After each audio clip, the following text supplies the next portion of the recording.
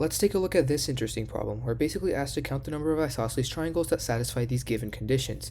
And so there's two sort of cases here. There's one case where the isosceles triangle is going to look like 2025, 2025, and x for some x. Or it could look something like this, where 2025 is here, and there's x, and there's x. And so these are the two cases. This is 1, this is 2. Let's look at case 1 first.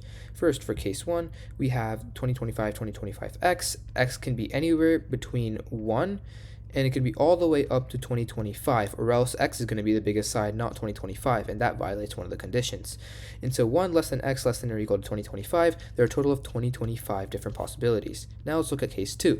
X25, the minimum here is actually 1013, because x plus x has to be greater than 2025, or else it's not going to be a triangle, it's just going to be a line. So 2x greater than 2025, x has to be greater than 1013 because we're working with integers here.